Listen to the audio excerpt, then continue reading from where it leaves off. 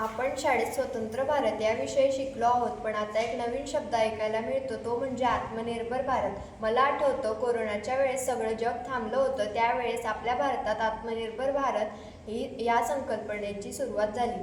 आत्मनिर्भर भारत म्हणजे काय याचा अर्थ मला सुरुवातीला कळाला नव्हता, पण मी तो हळूहळू जाणून घेण्याचा प्रयत्न केला. माझ्यासाठी आत्मनिर्भर भारत म्हणजे स्वतःच्या गरजा पूर्ण करण्यासाठी इतर देशांवर अवलंबून न राहता स्वतःच सक्षम होणं. हे फक्त सरकारचे काम नाही, तर आपली सर्वांची जबाबदारी आहे. पूर्वी आपण अनेक गोष्टींसाठी इतर देशांवर अवलंबून होतो, जसे की काही खेळणी, इलेक्ट्रॉनिक वस्तू आणि अगदी औषधीसुद्धा आपल्याला इतर देशांकडून मागवावी लागत होती.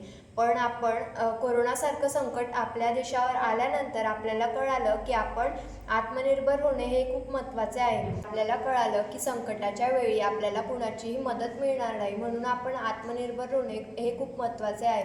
आपण दिवाळीच्या वेळी चायनीज पणत्या विकत घेतो, ते न घेता आपण आपल्या कुंभारांकडून मातीचे दिवे विकत घेतले पाहिजे. त्यामुळे आपल्या देशाची अर्थव्यवस्था वैज्ञानिक संशोधनाला तितकीच भर दिली जात आहे. संरक्षण क्षेत्र असो किंवा माहिती तंत्रज्ञान क्षेत्र असो, आपला देश स्वतःच्या बळावर पुढे जाण्याचा प्रयत्न करत आहे. डिजिटल इंडियामुळे अनेक सेवा ऑनलाईन झाल्या असून ती सोपी व लवकर कामे होतात. आत्मनिर्भर भारत ही एक मोठी संकल्पना आहे, पण तिला पुढे काही आव्हाने आहेत. नवीन तंत्रज्ञान आत्मसात करणे, लोकांची मानसिक स्थिती बदलणे, उद्योगांना पुरेसे भांडवल मिळवून देणे ही एक मोठी समस्या आहे.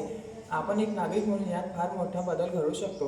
भारतीय वस्तूंना प्राधान्य देणे. जेव्हा आपण काही वस्तू विकत घेतो तेव्हा ती मेड इन इंडिया घेण्याचा प्रयत्न करूया. नवीन कौशल्य शिकूया.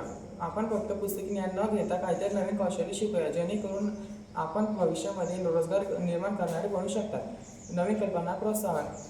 आपल्या मनातील काही जर नवीन कल्पना असतील तर त्यांना मनात न ठेवता प्रत्यक्षात आणा. कोणताही देश आत्मनिर्भर तेव्हाच होतो जेव्हा त्या देशाचे नागरिक ज्ञानी आणि कुशल असतात.